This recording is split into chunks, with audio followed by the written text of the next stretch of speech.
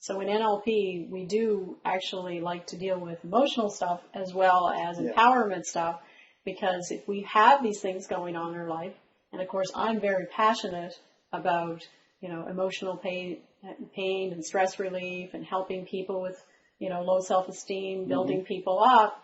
And the main reason why I am is because I didn't have those things when I was younger. Yeah. And I was the very shy, social anxiety, couldn't make a phone call without heart pounding out of my body.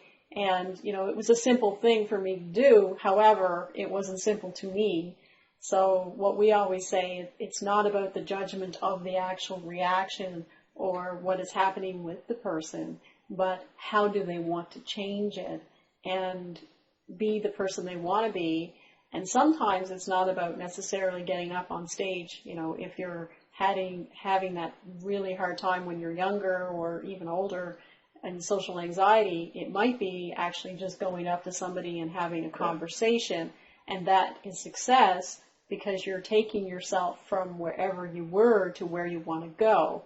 Now, granted, I have overcome social anxiety, have, done trainings live, open conferences for, hundreds of people, those types of things. So obviously I've overcome it. However, it wasn't something that was my big outcome in the beginning. It was simply, can I go for a job interview and be able to answer the questions? Yeah. Can I make a phone call and put an order in to, order something that I wanted to get online?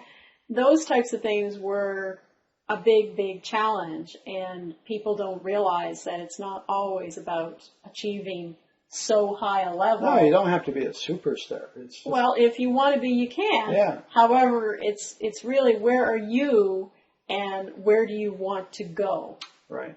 So it's really key to understand. It's like, I hear it all the time. Well, that's okay for them, but my situation is different. Yeah. And your situation may be different than what you've heard. However, it's not necessarily, a problem to the point where it can't be changed. We've had major situations where I do a lot of personal coaching. People come to me with problems that, they may have had for years, that can't seem to get past that problem, can't get past the situation, been to all the professionals, done the medication, all those different things, and still are struggling with the problem. Yeah. So, in NLP, we really like to, this is my favorite part, is to get to the root of that so that you can find out, okay, what is it really? What is that strategy that person is running that's creating that problem in their life? And I think it's a lot of fun. Some people think I'm sadistic because I really like dealing with that stuff. I love to pull up my sleeves, dig in and say, okay, where is this problem? Yeah. And let me find it and let me pull it out. And as one of my good friends that's an executive coach, and he doesn't do NLP type of coaching, he says, you're the kind of coach, Rhonda, that finds that needle in the haystack and then pulls it out and then the person's fine. And I said, yeah, I guess you could use that example. I said, it's to me, is if it's not about that every single thing is wrong with a person. It's really, what is that one thing, or what is that couple of things that once they're changed can make a huge difference in the person's life. Absolutely. And, one of the things that I found when I first got into NLP, which really, really excited me, was that constant pattern that I ran in my head for 20 some odd years, and Bob can attest to this. I was really, really good at it. And when I had my first coaching session, I do remember the feeling, and it was like somebody opened the doors to a cage and said, okay, you're free. And literally felt like I was let out of a cage. And I might have been a little crazy that fall because I wanted to do absolutely everything I've never done in my life. I always wanted to learn to sing. And it's not that NLP makes you a good singer instantly, changing a strategy. Yeah. But what it did was allowed me the freedom to allow myself to do something that was a desire within myself for my whole entire life. Yeah. And then I could go on the journey of learning.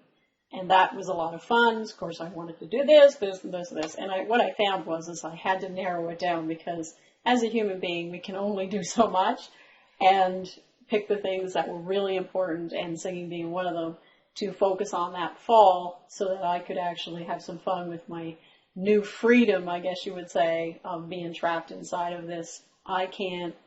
And it wasn't my father saying you can't. It was all this other stuff that was going on that would not allow me to do something that was pleasurable.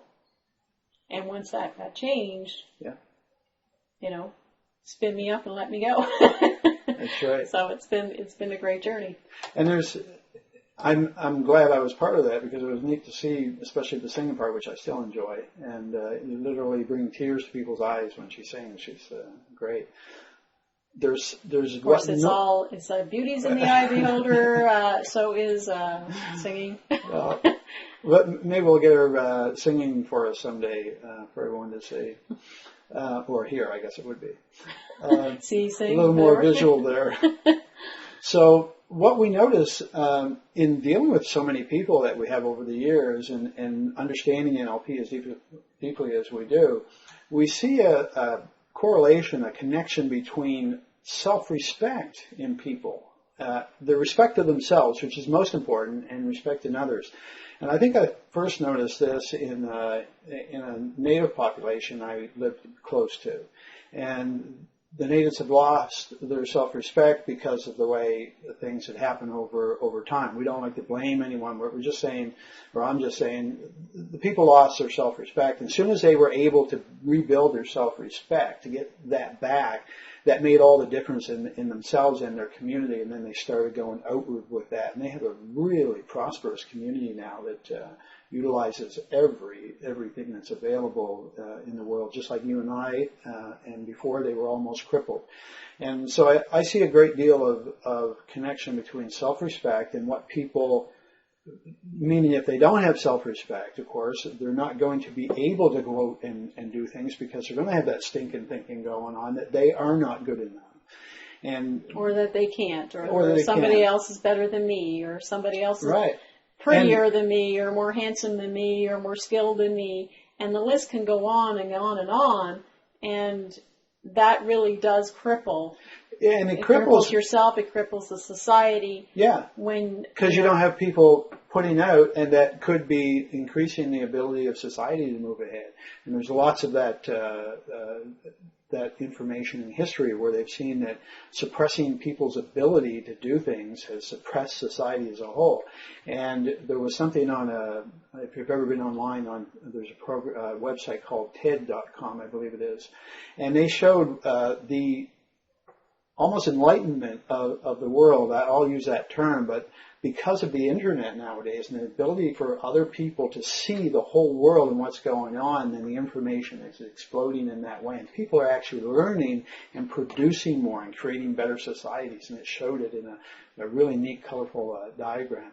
But I think part of it too lies in an internal conflict we have by thinking, well, I want to do this, but I'm thinking I can't. And so it's like being tied between two teams of horses. I grew up in the country, so I think that way. But tied between two teams of horses pulling you in separate directions, and that too can keep you from accomplishing anything, because you have that great dream that you want, but you're not good enough to do it, or you don't believe you can.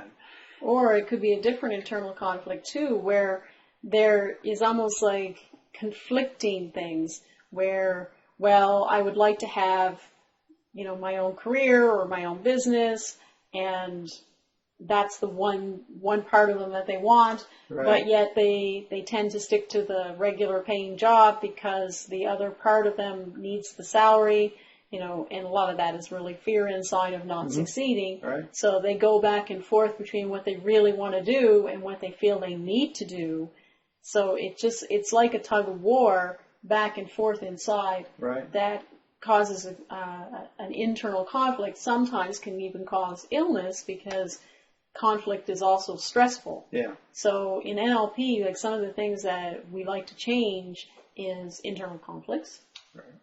If what's going on. Some people have a yo-yo in their weight where they get on a program and they are going along okay, but there might be an internal conflict with that as well, because maybe in their mind, or somebody may have said that, thin people or these people are thin or slim or muscly or whatever, well, they're just all body and they don't have any substance, right? Or they're not a good person.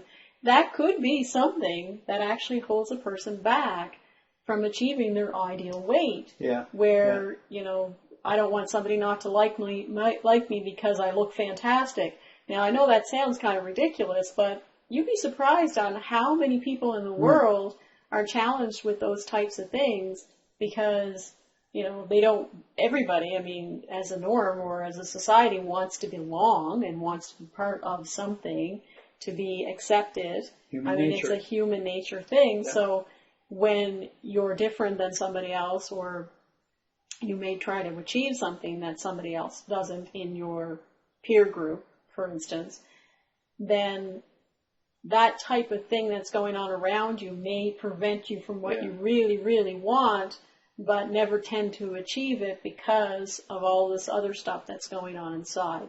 So, some people say, like a lot of people that I have ever worked with that wanted to lose weight, it really came down to their values and what they wanted and being able to actually stick to that type of thing. Because I've not really ran into people in a weight loss situation that I actually had to teach them how to eat healthy.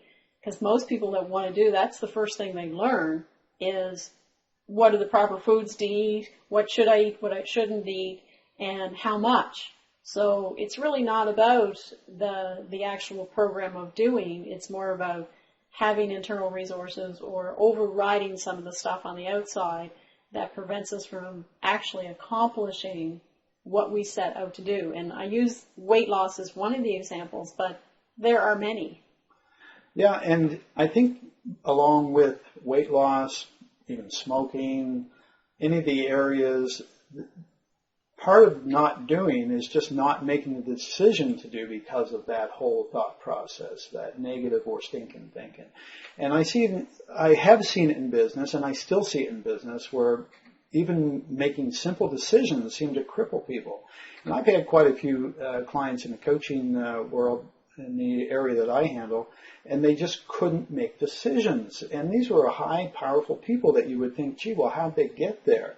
Well, they managed to get to their high positions, but they still struggled with making decisions because they didn't have a good background of understanding what decision making is all about and how to check with yourself to see if that sits right with you, which kind of deals with two things there. It's your own self-confidence or knowing, and listening to yourself, being able to read what's right for you and what's not. And I think too many people are up here these days trying to decide the world's problems or how to fix things up here instead of sticking with part knowing that's really from the heart, knowing what's the right thing. And you'll know, as we teach in NLP, how to tell that difference, how to make decisions. And it's really key, too, the words that we use, the things that are important to us. We call them values, which knowing your own values, because they really are your ladder to success. Exactly. And when you know those values and you know what blocks are behind them, then you have something,